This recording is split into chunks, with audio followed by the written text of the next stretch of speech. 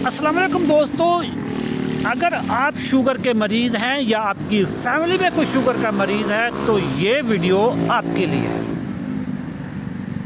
Sugar ग़िज़ाई बीमारी है, ये जितनी भी पुरानी हो, ये सिर्फ एक इरादे की मार होती है, एक मुसम्मम इरादा, एक रेजोल्यूशन, और इसके लिए जुनून चाहिए होता है। मैंने 2022 में इरादा किया, रेजोल्यूशन पास की कि इस साल मैंने अपनी शुगर को शिकस्त देनी है, शुगर को रिवर्स करना है। मुझे अपनी दवाइयाँ छोड़ने के लिए सिर्फ 3 दिन लगे। आप भी कर सकते हैं। ये उम्र कैद नहीं है। शुगर माफिया आपके दिमाग में ये डालता है कि ये उम्र कैद है, सारी ज़िंदगी आपने शुगर की दवाइयाँ खानी है। ऐसा बिल्कुल भी नहीं है। मैं 18 साल पुराना शुगर को 3 दिनों में मैंने दवाइयाँ छोड़ी हैं। और मेरी वीडियो देखकर, मेरे प्रोग्राम्स में इनरोल होकर लोगों ने अपनी शुगर को रिवर्स किया। दर्जनों नहीं, सैकड़ों नहीं, हज़ारों लोगों ने अपनी शुगर को रिवर्स किया। लेकिन उसके लिए चाहिए एक इरादा, एक मुसम्मम इरादा, एक रेजोल्यूशन।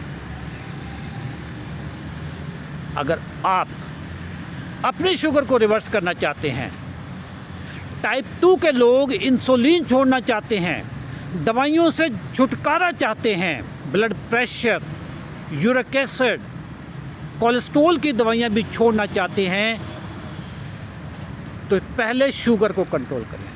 और शुगर कंट्रोल होगी एक इरादे से, एक मुसम्मम इरादे से, एक रेजोल्यूशन से। 2025 की रेजोल्यूशन पास कर लें, इरादा कर लें कि इस साल आपने शुगर को शिकस्त देनी है, जैसे अशरफ चौधरी ने दी थी।